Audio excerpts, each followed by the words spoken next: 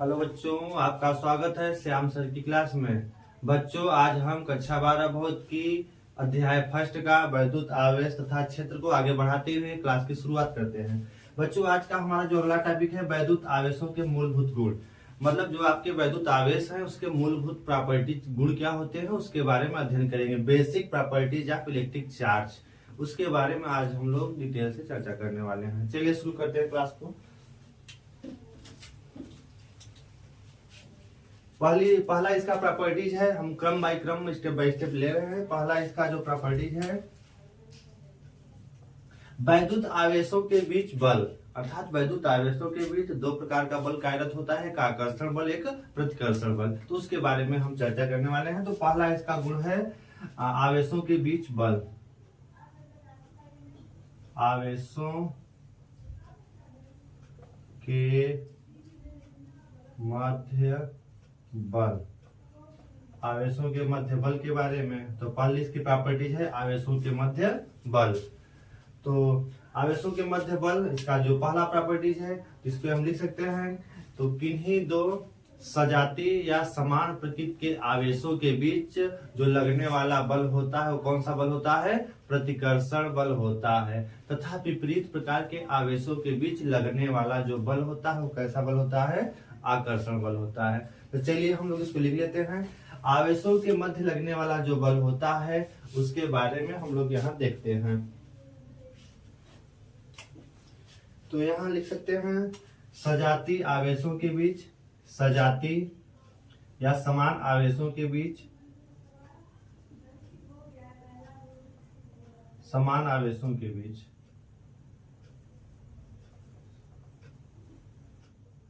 समान आवेशों के बीच, समान आवेशों के बीच लगने वाला बल, समान आवेशों के बीच लगने वाला बल कौन सा बल होता है? प्रतिकर्षण। तो समान आवेशों के बीच प्रतिकर्षण बल लगता है, प्रतिकर्षण बल लगता है। तथा विपरीत आवेशों के बीच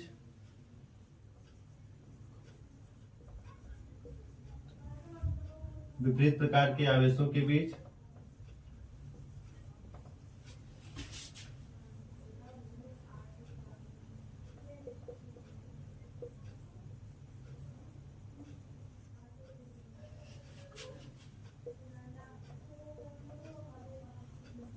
विपरीत प्रकार के आवेशों के बीच लगने वाला बल आकर्षण बल होता है। आकर्षण बल होता है। अतः आप समझ सकते हैं, इसको एक बार समझ लीजिए। अर्थात अगर आपके पास समान प्रकृति के बल, समान आवेशों के बीच, अर्थात समान आवेश, समान प्रकृति के आवेश, अगर धन धन आवेश हो, चाहे आपके सामने दो ऋण ऋण आवेश हो, मतलब ये क्या है? समान आवेशों के बीच समान आवेश है, मतलब समान प्रकृति की, यहां चाहे कर लीजिएगा, समान प्रकृति के आवेशों के बीच लगने वाला जो बल के बीच प्रतिकर्षण बल लगता है, तथा विपरीत प्रकार के आवेशों के बीच क्या लगता है? आकर्षण बल लगता है। अर्थात देखिए बच्चों, यहाँ प्लस और प्लस दो समान प्रकृति के आवेश हैं, ऋण ऋण समान प्रकृति के आवेश हैं। अब इनके बीच जो भी बल लगेगा वह बल कौन सा बल होगा? इनके बीच जो भी बल लगेगा कौन सा बल होगा? प्रतिकर्षण बल होगा। कौन सा बल लगेगा? प्रतिकर्षण बल कार्य करेगा। और अगर यही एक प्लस आवेश है, एक आपका माइनस, एक पॉजिटिव चार्ज, एक निगेटिव चार्ज है, तो इनके बीच कौन सा बल लगेगा? आकर्षण बल लगता है। कौन सा बल लगेगा? आकर्षण बल लगता है। इस तरह से समान आवेशों के बीच प्रतिकर्षण तथा विपरीत प्रकार के आवेशों के बीच आकर्षण बल कार्य करता है। तो ये आपका आवेशों का मूलभूत गुण का पहला जो गुण है। चलिए हम लोग दूसरा गुण देखते हैं क्या है, इसको आप चाहे तो नोट कर लीजिएगा।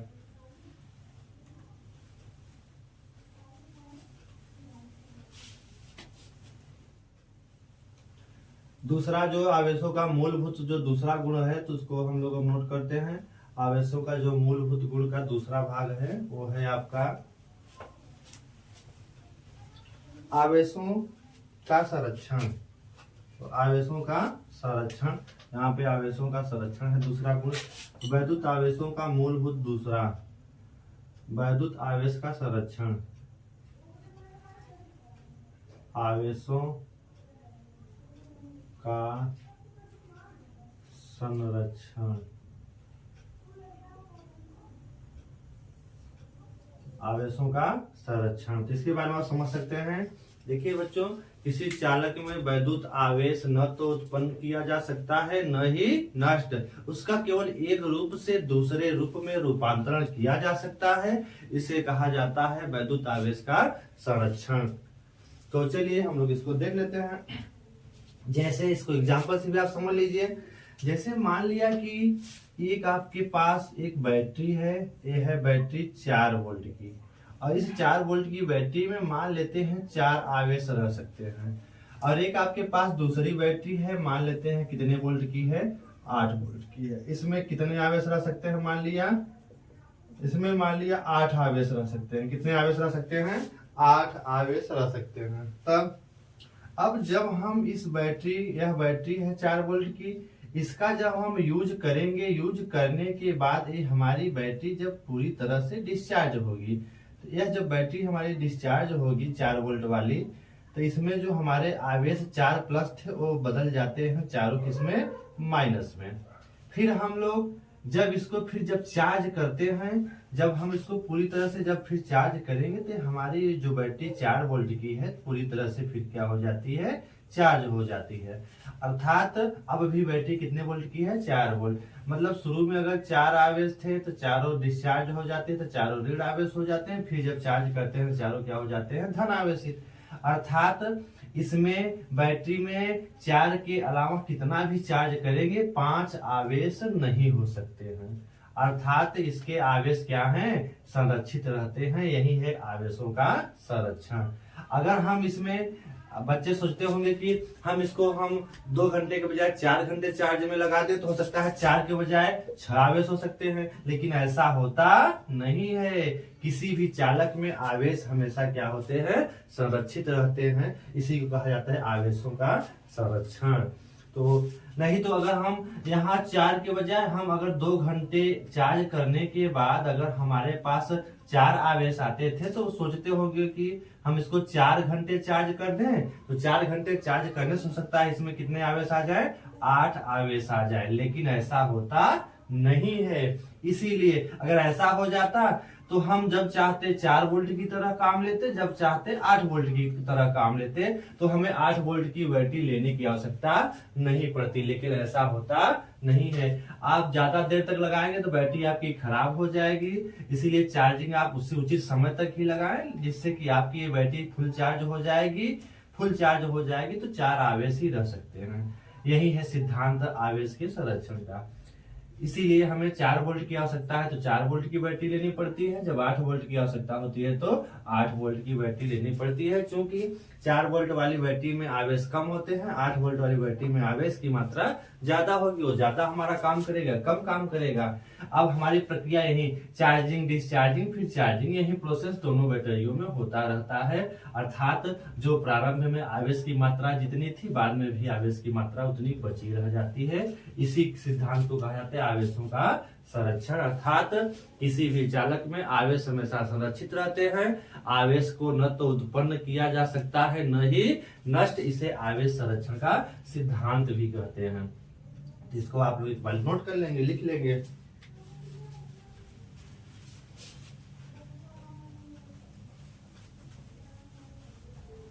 तो आवेश का संरक्षण किसी चालक में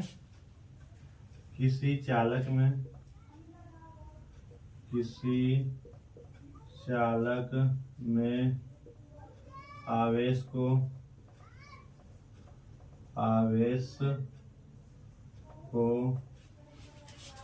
न तो उत्पन्न किया जा सकता है न ही नष्ट। किसी चालक में आवेश को न तो उत्पन्न किया जा सकता है न ही नष्ट। इसका केवल एक रूप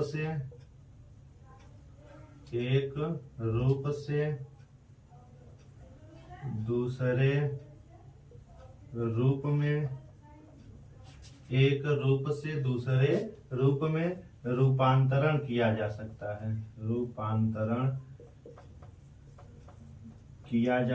है।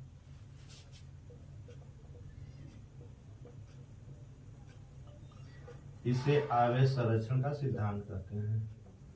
इसे आवेश संरक्षण का सिद्धांत कहते हैं।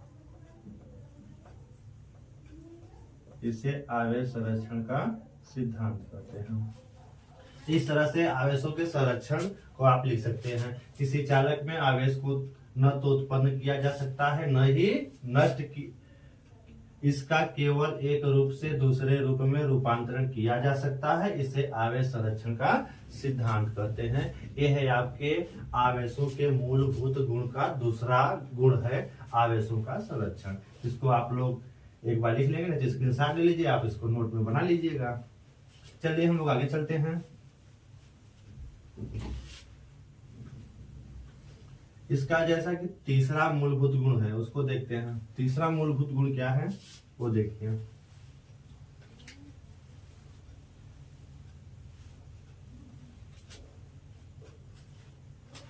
तीसरा है आवेशों की योज्यता। आवेशों की योज्यता अर्थात हम वैद्युत आवेशों को कैसे जोड़ते हैं। आवेशों की योज्यता मतलब अगर किसी निकाय में अगर दो या दो से अधिक आवेश हैं तो उनको आपस में कैसे जोड़ेंगे, वह आता है आवेशों की योज्यता के अंतर्गत। जैसे इसको यहाँ पे समझिए, मान लिया एक ठो चालक ये है, कोई भी चालक है, इस चालक में अनेकों आवेश, दो या दो से अधिक आवेश, जैसे हमने मान लिया Q1 आवेश है, Q2 आवेश है, Q3 आवेश है, Q4 आवेश है। तो अगर किसी निकाय में ढेर से आवेश Q1 Q2 मान लिया, माइनस यहाँ पे Q1 है, यहाँ Q2 है, यहाँ Q3 है, यहाँ Q-Q4 है, तो अनेक आवेश उपस्थित हैं। तो इन आवेशों को अगर पूछा जाए कि इस निकाय का कुल आवेश जो मान लिया कैपिटल Q है वो किसके बराबर होगा, अर्थात इन आवेशों को कैसे जोड़ेंगे। तो किसी भी निकाय में आवेशों की योज्यता करने के लिए हम बीजगणितीय नियम का प्रयोग करते हैं। बीजगणितीय नियम के आधार पर हम इन आवेशों को जोड़ करके इस निकाय के कुल आवेश के मान की गणना कर लेते हैं। जैसे मान लिया इस निकाय में Q1 Q2 Q3 minus Q4 आवेश हैं, तो इस निकाय में जो उपस्थित कुल आवेश Q का मान अगर निकालना हो तो आप चाहें तो Q1 plus Q2 plus Q3 plus और यहाँ लगा देंगे माइनस। बीजगणितीय नियम से जोड़ते हैं। किस नियम से जोड़ा जाएगा? बीजगणितीय नियम से, अर्थात हमें प्लस माइनस का ध्यान रखना होगा। अतः कुल आवेश Q1 plus Q2 plus Q3 और माइनस क्या हो जाएगा Q4। आपको चिन्हों के साथ इनको जोड़ना पड़ेगा। यही है आवेशों की योज्यता करने का नियम। तो आप इसको चाहे तो लिख सकते हैं। किसी निकाय में आवेशों की योज्यता करने के लिए हम आवेशों को बीजगणितीय नियम से जोड़ लेते हैं और जोड़ करके कुल आवेशों का मान प्राप्त कर लेते हैं। यही है आवेशों की योज्यता। चलिए इसको नोट भी कर लेते हैं। आवेशों की योज्यता,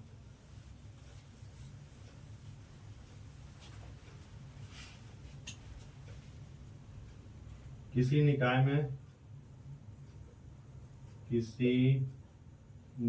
में या चालक में, किसी निकाय में यदि दो या दो से अधिक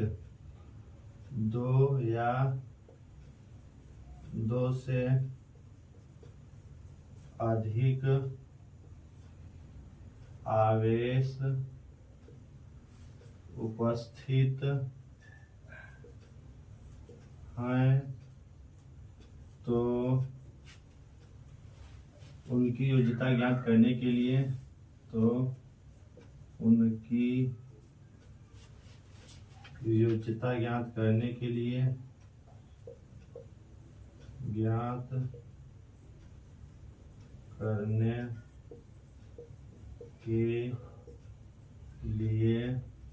बीजगणितीय नियम का प्रयोग करते हैं। बीजगणितीय नियम का उनकी योज्यता ज्ञात करने के लिए बीजगणितीय नियम का प्रयोग किया जाता है।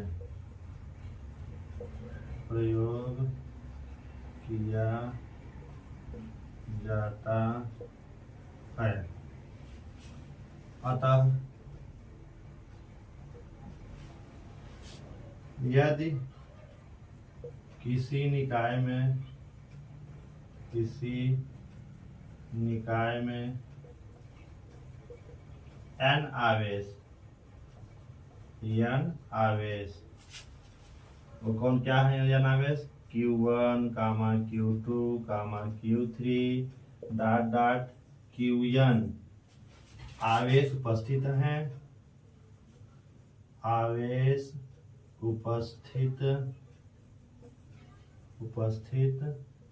हैं तो उस निकाय का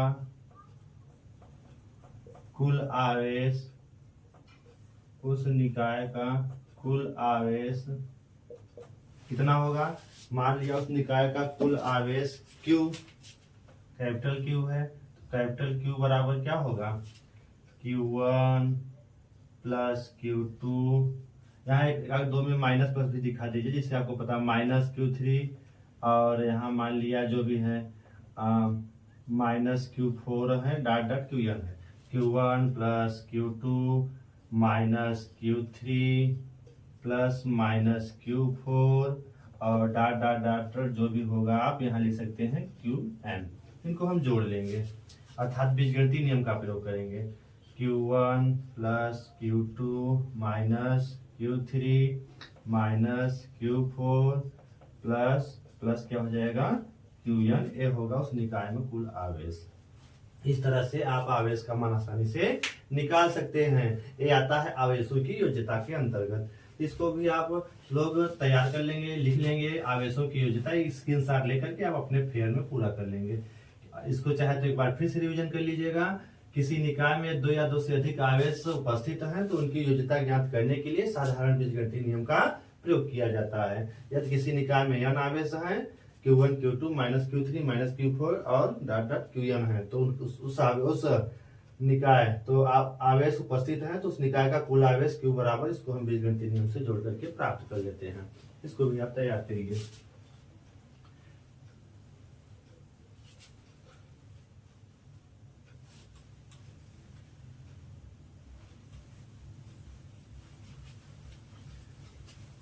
इस पे जैसे न्यूमेरिकल्स कैसे पूछते हैं इसको आप देख लीजिए। मान लिया दे देगा कि एक तो कोई सिस्टम एक निकाय है, इसमें कहता है 3 कूलाम आवेश 5 कूलाम आवेश है, यहाँ बता दिया -6 कूलाम आवेश है, यहाँ पे ए बिंदु है, बी बिंदु है, सी बिंदु है, डी बिंदु पे बता दिया यहाँ पे -1 कूलाम आवेश है।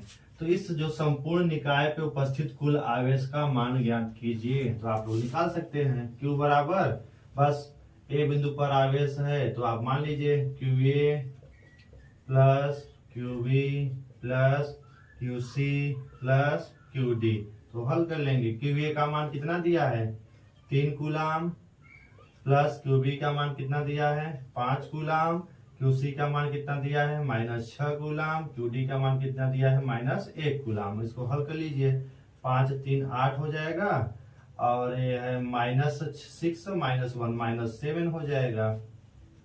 बचे कितना 1 कूलाम। अर्थात इस निकाय का जो कुल आवेश, इस निकाय का जो परिणामी अर्थात कुल आवेश का मान कितना होगा, निकाय में उपस्थित कुल आवेश का मान कितना हो गया 1 कूलाम होगा। इस तरह से आप इसको समझ करके लिख सकते हैं।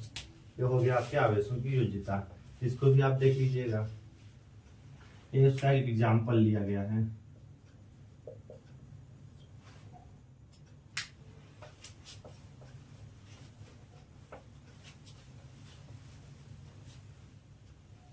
अगला हम लोग देखते हैं, इसका अगला क्या है, मूलभूत गुण।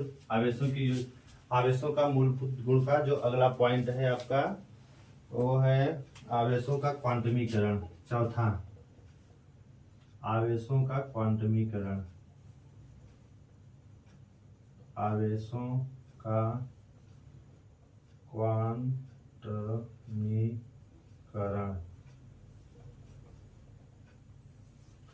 बच्चों, आवेशों के क्वांटमीकरण से आप क्या समझते हैं, तो यहाँ बता सकते हैं। देखिए, प्रकृति में पाए जाने वाला सबसे न्यूनतम आवेश की मात्रा को स्मॉल ई से व्यक्त करते हैं। मतलब प्रकृति में जो पाए जाने वाला न्यूनतम आवेश की मात्रा क्या होता है, स्मॉल ई से व्यक्त करते हैं। स्मॉल ई से छोटा कोई आवेश नहीं होता है, और इस स्मॉल ई को हमेशा हम जब भी व्यक्त करेंगे ई या 2e या 3e या 4e इसी रूप में व्यक्त करेंगे। अर्थात प्रकृति में पाए जाने वाले सबसे सूक्ष्मतम आवेश की मात्रा स्मॉल ई होती है, इससे कोई छोटा आवेश नहीं हो सकता है। और इस आवेश को हमेशा पूर्ण गुणज अर्थात E, 2e, 3, 4e के रूप में व्यक्त कर सकते हैं। इसको कभी भी भिन्नात्मक रूप में व्यक्त नहीं किया जा सकता है। अर्थात आवेशों को पूर्ण गुणज के रूप में व्यक्त करने को ही आवेशों का क्वांटमीकरण कहते हैं। वैद्युत आवेशों को पूर्ण गुणज के रूप में व्यक्त करना ही आवेशों का क्वांटमीकरण कहलाता है। इन आवेशों को कभी भी भिन्नात्मक रूप में नहीं लिखा जा सकता है। एक गलत तरीका यही है आपका, पूर्ण गुणज के रूप में व्यक्त करना ही आवेशों का क्वांटमीकरण कहलाता है। इसको एक और एग्जाम्पल से आप समझ सकते हैं। जैसे बच्चों, कुछ ऐसी वस्तुएं होती हैं जिसको हम आधे के रूप में प्राप्त नहीं कर सकते हैं, उसको हमेशा हमें पूरे पूरे प्राप्त करनी होती हैं। जैसे हम पेन लेने जाते हैं तो कहेंगे हमें 1 पेन दे दीजिए या 2 पेन दे दीजिए या 3 पेन दे दीजिए, हमेशा पूर्ण गुणज के रूप में ही प्राप्त करते हैं। ऐसा हम कभी नहीं कहते कि हमें 1.5 पेन दे दीजिए, 2.5 पेन दे दीजिए या 3.5 दे दीजिए। अर्थात कुछ ऐसी वस्तुएं होती हैं जिनको पूर्ण गुणज के रूप में ही प्राप्त किया जा सकता है, और वस्तुओं को पूर्ण गुणज के रूप में प्राप्त करना ही अगर वहां पे आवेश है तो वह कहलाता है आवेशों का क्वांटमीकरण कहलाता है। किसी आवेश को पूर्ण गुणज के रूप में व्यक्त करना ही आवेशों का क्वांटमीकरण कहलाता है। तो ये आपका हो गया अगला चौथा, आवेशों का क्वांटमीकरण। तो आपको अगर समझ में आ गया तो उसको हम नोट कर लेते हैं। इसके अन्य भी एग्जाम्पल हैं। जैसे आप मार्केट में मोबाइल लेने जाते हैं, नई मोबाइल खरीदने गए तो वहां कहते हैं दुकानदार से कि भैया हमें 1 मोबाइल दे दीजिए, 1 दे दीजिए, 2 दे दीजिए, 3 दे दीजिए। उसकी मात्रा हमेशा पूर्ण गुणज के रूप में ही मांगते हैं। ऐसा आप कभी नहीं कहते कि हमें कि 1.5 मोबाइल दे दीजिए या 2.5 मोबाइल दे दीजिए या 3.5 दे दीजिए। अर्थात हम हमेशा मोबाइल को पूर्ण गुणज के रूप में ही प्राप्त करते हैं। तो इस पूर्ण गुणज के रूप में व्यक्त करना ही क्वांटमीकरण कहलाता है। अगर हम आवेशों का पूर्ण गुणज लिखते हैं तो वह कहलाता है आवेशों का क्वांटमीकरण कहलाता है। तो इसको एक बार नोट कर लेते हैं। प्रकृति में पाया जाने वाला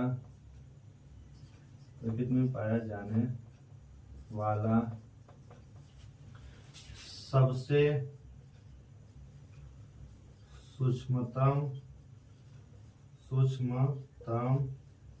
सूक्ष्मतम आवेश की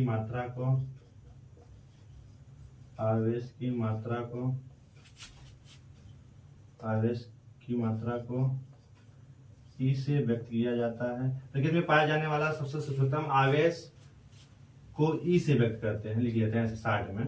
प्रकृति में पाया जाने वाला सबसे सूक्ष्मतम आवेश को ई से व्यक्त करते हैं। ई से छोटा आवेश प्राप्त नहीं कर सकते हैं। इस आवेश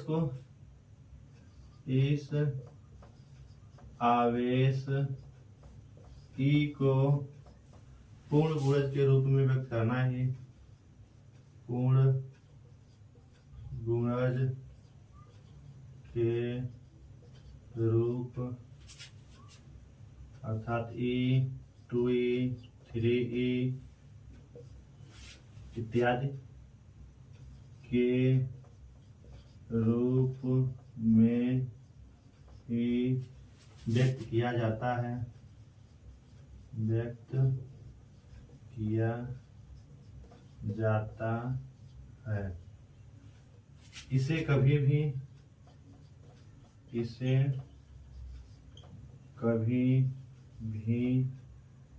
भिन्नात्मक रूप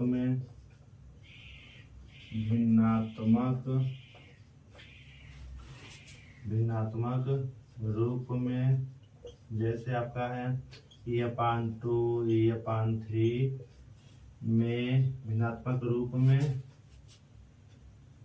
व्यक्त नहीं किया जा सकता, व्यक्त नहीं किया जाता है। अतः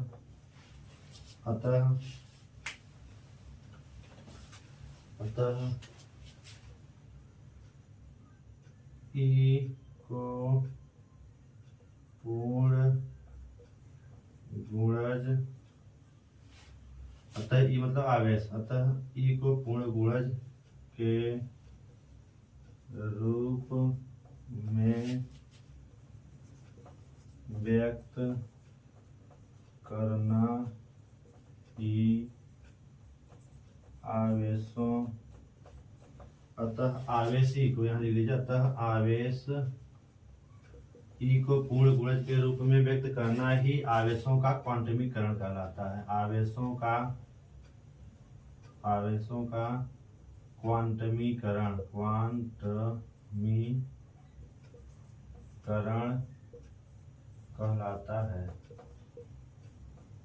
कहलाता है। इस तरह से आप आवेशों के क्वांटमीकरण को भी समझ करके आप इन 4 आवेशों के मूलभूत गुण के 4 पॉइंट को आप समझ सकते हैं, और इसके आधार पे आप चाहें तो आप इनके मूलभूत गुण को तैयार कर सकते हैं। तो इसका एक बार आप स्क्रीनशॉट ले लीजिए। इंपॉर्टेंट टॉपिक है, ये क्वेश्चन बार बार बोर्ड एग्जाम में आता है, इसको आप केयरफुली पढ़िएगा और एकदम समझ के लिख लीजिएगा। चलिए स्क्रीनशॉट ले लीजिए, फिर हम इसको यूज करते हैं।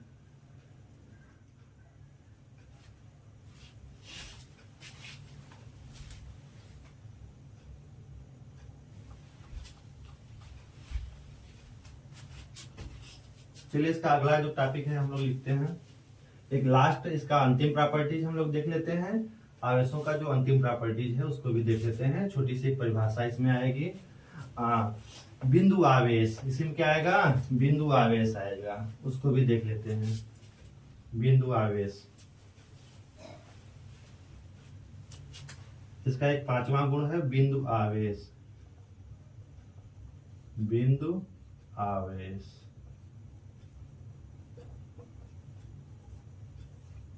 बिंदु आवेश किसे कहते हैं? दो ऐसे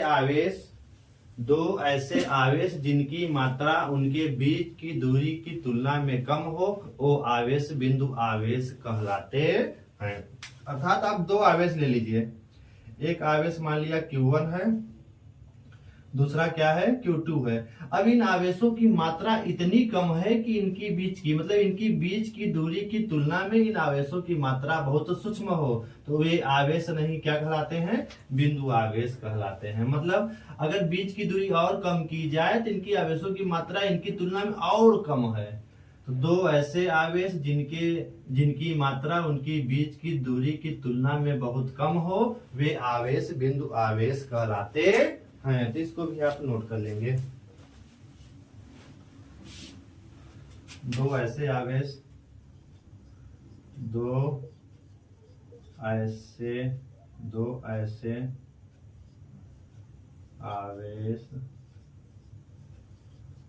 जिनकी मात्रा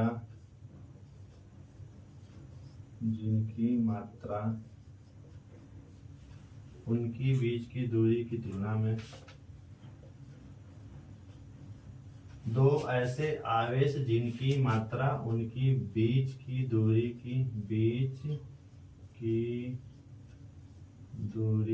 दो ऐसे आवेश जिनकी मात्रा उनकी बीच की दूरी की तुलना में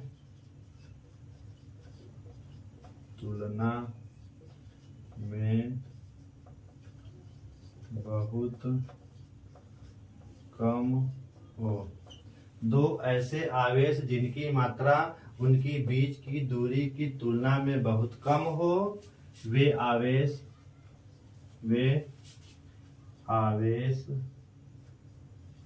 बिंदु आवेश कहलाते हैं। बिंदु आवेश कहलाते हैं।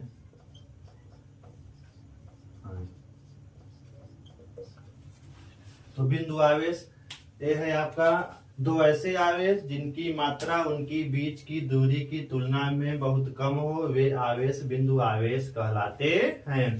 अतः बच्चों इस तरह से आपका अध्याय फर्स्ट का आपका लेक्चर नंबर 4 है, आवेशों के मूलभूत गुण हैं। ये 5 मूलभूत गुण बताए गए। इन 5 मूलभूत गुणों को आप अच्छे से तैयार कर लेंगे। इसमें से कभी कभी पूरा प्रॉपर्टीज पूछ लेता है, कभी कभी एक दो को उठा करके परिभाषा पूछता है। जैसे पूछ लिया आवेशों के क्वांटिमीकरण से आप क्या समझते हैं, आवेशों की योज्यता से आप क्या समझते हैं। तो आप इसको अच्छे से पढ़ लेंगे तो आपका ये टॉपिक पूरी तरह से कवर हो जाएगा। इस तरह से आप पूरा पढ़िए, और अगर आपको ये वीडियो अच्छा लगा हो तो आप इसको एक बार लाइक करिएगा, और जो बच्चे नए हैं उसको सब्सक्राइब करें और बेल आइकन जरूर दबा दें, और आप शेयर ज्यादा से ज्यादा शेयर भी करिए अपने दोस्तों के पास, और इसको आप लोग पढ़ लीजिए अच्छे से।